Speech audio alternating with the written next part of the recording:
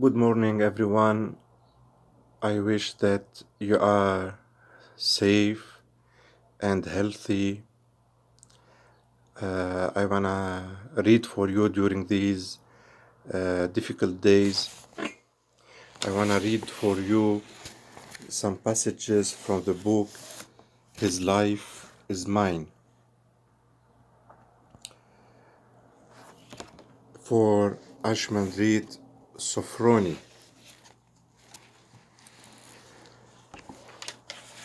He talks about the tragedy of man. He says, the tragedy of our times lies in our almost complete unawareness or unmindfulness that there are two kingdoms, the temporal and the eternal. We would build the kingdom of heaven on earth, rejecting all idea of resurrection or eternity. Resurrection is myth, God is dead. Let us go back to biblical revelation, to the creation of Adam and Eve and the problem of original sin. God is light, and in him is no darkness at all. 1 John 1:5.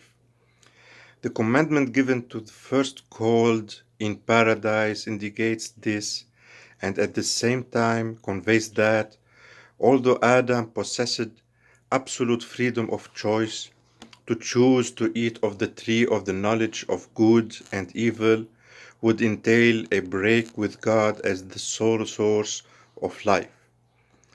By opting for knowledge of evil, in, in other words, by existentially associating with evil, by savoring evil, Adam inevitably broke with God, who can in no way be joined with evil.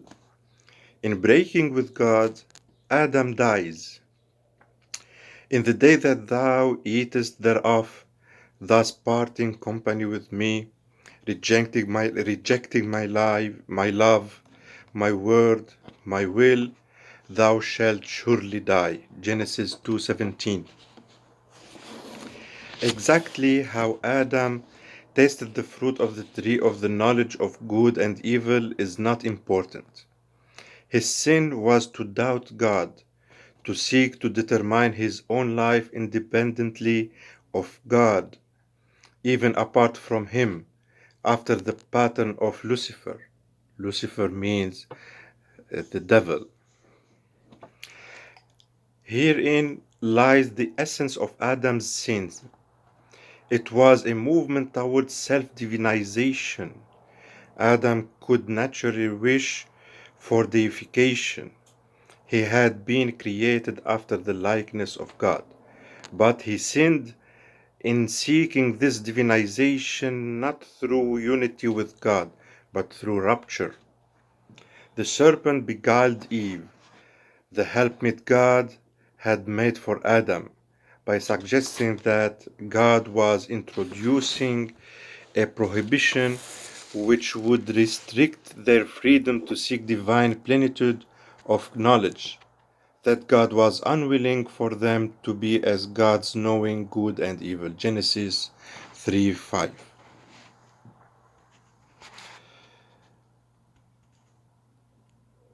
He continues, I first met with the notion of tragedy not in life but in literature.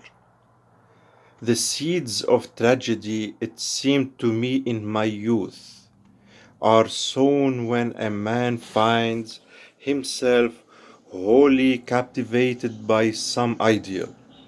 To attain this ideal, he is ready to risk any sacrifice, any suffering, even life itself.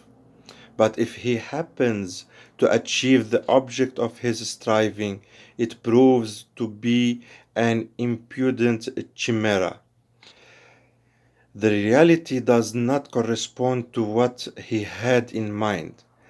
This sad discovery leads to profound despair, a wounded spirit, a monstrous death. Different people have different ideals. There is the ambition for power, as with Boris Godunov. In pursuit of his aim, he did not stop at bloodshed. Successful, he found that he had not got what he expected. I have reached the height of power, but my soul knows no happiness. Though the concerns of the spirit prompt a nobler quest, the genius in the realm of science or the arts sooner or later realizes his inability to consummate his initial vision. Again, the logical denouement is death. The fate of the world troubled me profoundly. A human life at whatever stage was unavoidably interlinked with suffering. Even love was full of contradictions and bitter crises. The seal of destruction lay everywhere. And he says, Archimandrite Sophroni, tragedy is to be found solely in the fortunes of the man whose gaze has not gone beyond the confines of this earth. Christ himself by no means typifies tragedy, nor are his all cosmic sufferings of a tragic nature. And the Christian who has received the gift of the love of Christ, for all his awareness that it is not yet complete, escapes the nightmare of all consuming death. Christ's love during the whole time that he abode with us here was acute suffering. O faithful and perverse generation, he cried, Jesus, how long shall I suffer you? Matthew 17:17. He wept for Lazarus and his sisters, John 11:35.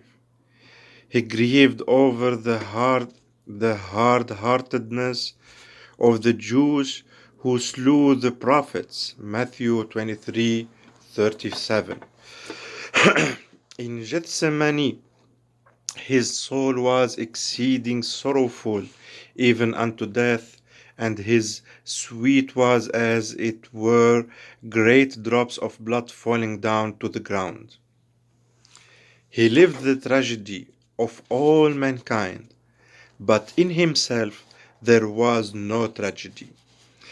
This is obvious from the words he spoke to his disciples, perhaps only a short while before his redemptive prayer for all mankind in the garden. My peace I give unto you, John 14:27.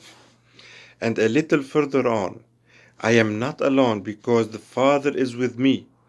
These things I have spoken unto you, that in me ye might have peace. In the world ye shall have tribulation, but be of good cheer. I have overcome the world. John 16:32-33. This is how it is with the Christian. For all his deep compassion, his tears and prayers for the world, there is none of the despair that destroys. Aware of the breath of the Holy Spirit, he is assured of the inevitable victory of light. The love of Christ, even in the most acute stress of suffering, which I would call the hell of loving, because it is eternal, is free of passion. Until we achieve supreme freedom from the passions on this earth, suffering and piety may wear out the body, but it will only be the body that dies. Fear not them which kill the body, but are not able to kill the soul.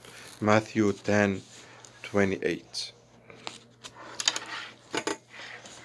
I will be satisfied with these readings today. Hopefully that we continue some other readings in the coming days. God bless you all. Be safe.